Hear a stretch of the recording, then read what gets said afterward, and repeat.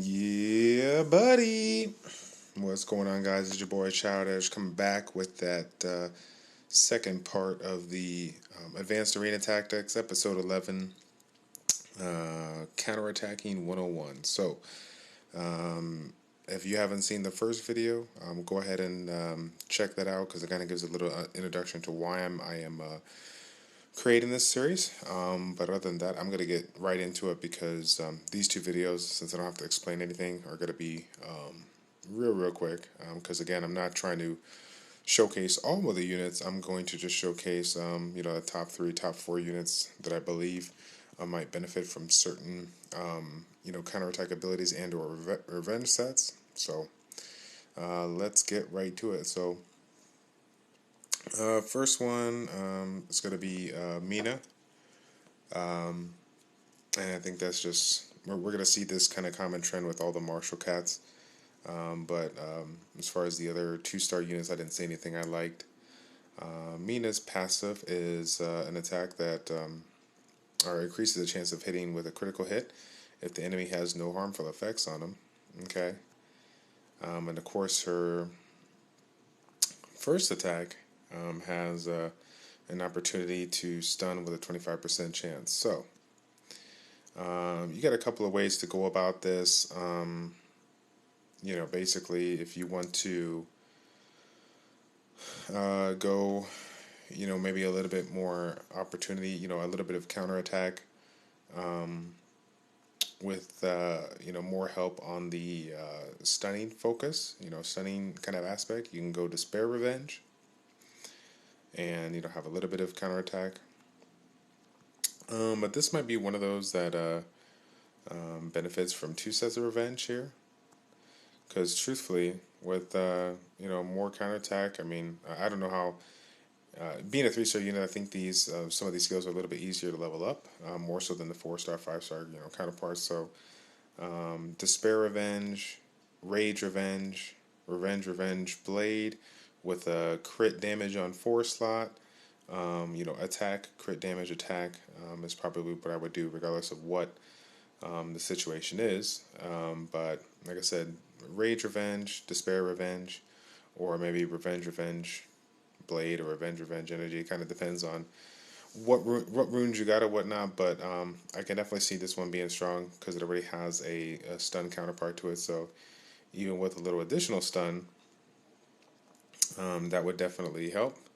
But at least it got the stunning aspect already to it. So if you wanted to load up on the counterattack, you could, and take advantage of this particular unit. Okay. Next up, where's she at? Okay, I'm going to put this one in here, and I think this can kind of go for any succubus, but because we're talking about waters, I'm going to go ahead and put this one in. This one is a very commonly used one because of the fact that it is a arena attack speed leader, so this will be utilized more so than any other succubus. With a revenge setup on her, you're going to really see the ability to kind of be exploited in her first attack. So her first attack, as you guys seen my light succubus do, with a reasonably good amount of speed. In the despair setup, this is despair setup, but I mean with a really high amount of speed, you have the opportunity to sleep for 1 turn with a 50% chance, and if you do sleep, you increase your attack gauge by 50. So, what does this mean if I'm trying to utilize this unit for a counter-attacking kind of a setup? If I go Despair Revenge or Revenge Focus, not only will I have the opportunity to counterattack and sleep them, but I have the opportunity to basically have my attack gauge reloaded. And maybe I won't get the attack right off the bat if somebody else is in line, but at least it's basically, the next one up, because an attack gauge increase by 50% is huge, and even more huge when you get it off of a counterattack. So, assuming that this is, as the, Comptos intended, a counterattack, any counterattack you do, you're going to be able to utilize the abilities of the first, the unit's first attack. This is why Vertihil is super strong. This is why Azar would be super strong. So, if you do have this one, I definitely consider giving it a try and seeing how it works. Again, since it does have a really, really high chance to sleep, you probably can run Revenge, Focus, or something like that. But if you wanted to add the stunning aspect in addition to the sleep, you can always do the Despair Revenge combo, and at least with the with their attacks here, this one hitting 4 times. That's gonna. I mean, you're gonna see a benefit here for having the Despair to set. So you got a couple of ways to go about it. Whichever one works for you is all good. Then we got 2 more that I'm gonna point out. We got this one here that I actually have, Zalmen. She has a regular attack that has a a second chain attack, and then that chain attack has an opportunity to remove beneficial effects. So I don't have to begin to describe how beneficial this unit would be with 2 sets of revenges in addition to whatever you want to add. And then, or doing like a Despair Revenge kind of setup again on this one, and basically providing some stunning aspects. So I kind of like the Despair Revenge, but again, I'm not a big fan of just one set of revenge. I don't think 15% is going to make a substantial difference.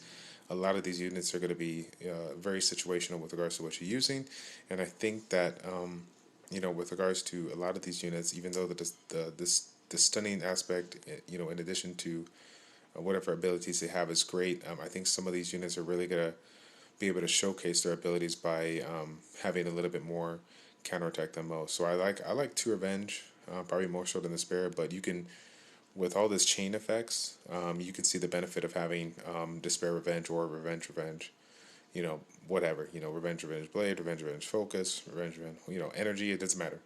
Just kind of depends on what runes you got and what you can mix it with. So this is one of those that I'm kind of curious to see if a counterattack will hit him with the regular one and then trigger off the second attack. That would be crazy sick.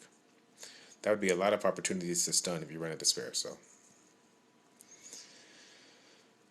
last one, obviously some of these units are not going to be very, very common, but I'd be curious for top end people to play around with the Revenge combination, just for the fact that if he gets an additional turn, he has the opportunity to heal. So, a couple of additional revenges would basically make this guy very, very, have his own heal like he always does, but it make him basically just like the ultimate tank, just constantly healing himself. The only thing is, it's based off of revenge. It's not like a violent spec, which is probably going to be a stronger, motive here. But that being said, you're going to see a lot more people utilize energy-based runes just to maximize on his ability to, heal bigger and, just basically heal bigger, so he can last longer. So I think it could be an option here. But again, I'm kind of throwing these out of left field just by looking at the current units that we have. There's not really a lot of water-based units that I would kind of throw it on. This one I wasn't too fan of. Again, it has that stun, but second and third attack are a little, or not, where I would want them to be. So I guess this one you can't make a reason for Despair Revenge, but again, it's very, very up in the air. Very, very up in the air. So that's really going to be it for my top 3, top 4 units. Again, water was kind of not too strong as the fire counterpart, so this video is a little bit quicker. Hope you guys like it. Stay tuned for the wind version, and then we would go ahead, and if I have any additional units that I want to throw in for light and dark, I'll throw it in. But other than that, we'll go ahead and just kind of cut it off after that 4th episode. All right. So thanks again, guys, for tuning in. This is Childish with Childish Plays. Check it out. Take care. We'll see you next time.